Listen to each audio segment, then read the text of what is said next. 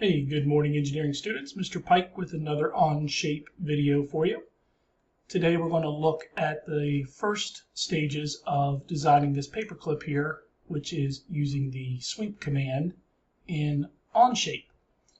So once you're in your Onshape and you're inside your part design using Part Studio folder, we will create a new document and we're just going to title this sweep and then our last name. That'll bring us to the drawing window, and we're going to make this drawing on the top plane. So I'm a hotkey guy. I kind of like using my keyboard, so I'm going to hit Shift S for sketch, and I'm going to choose the top plane, which will give me my little drawing sheet called Sketch 1. And then I'm going to right click and select View Normal to Sketch Plane, and that will bring me to my representative two-dimensional work plane to start my sketch. Then for the paperclip, it's a series of lines and some arcs, some 3-point arcs.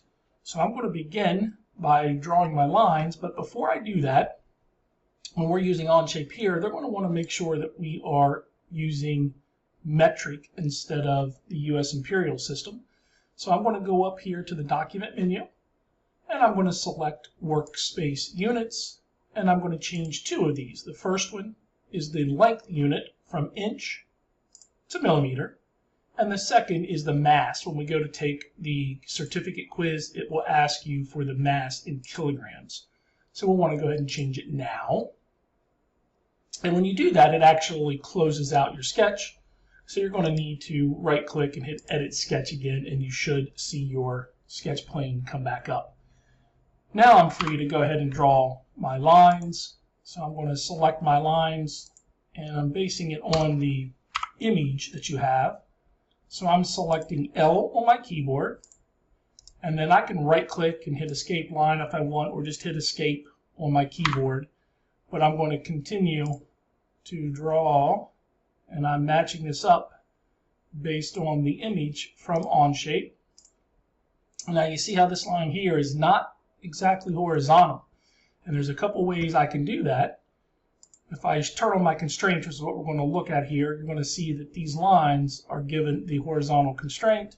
These lines are now vertically aligned with these endpoints, but if I want to make this completely horizontal, on my access toolbar I can come up to the top, I can look for my horizontal constraint and turn it on and select that line, and now you can see it applied that geometric constraint. Let's see here, I have one more line that I'm going to go ahead and make even with that, and I'll have to adjust these, I'm sure, as we go out.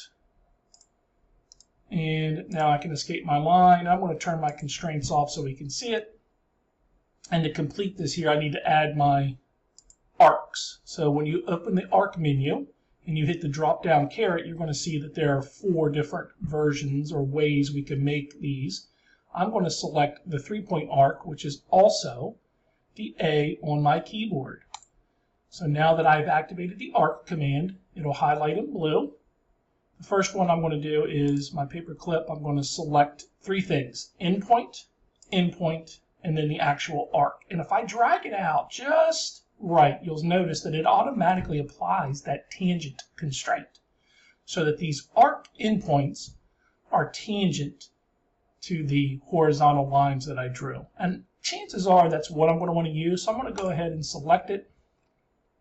And then I'm going to do the same thing down here, endpoint, endpoint, and I'm going to drag it until I notice if I can see my tangent line or tangent constraint icon, that'll be perfect. So left click, drag out until I see that it's tangent. And now I could right click and escape the arc command or hit escape. And I have the beginning geometrically snapped constraints for the paperclip in 2-dimensional space. So go ahead and work on that drawing. Make sure you save it. It should automatically update and save. I recommend that you hit save the sketch here, and when we come back to add our dimension constraints in the next video, we can right click and hit edit sketch. All right, folks, we'll see you in a bit.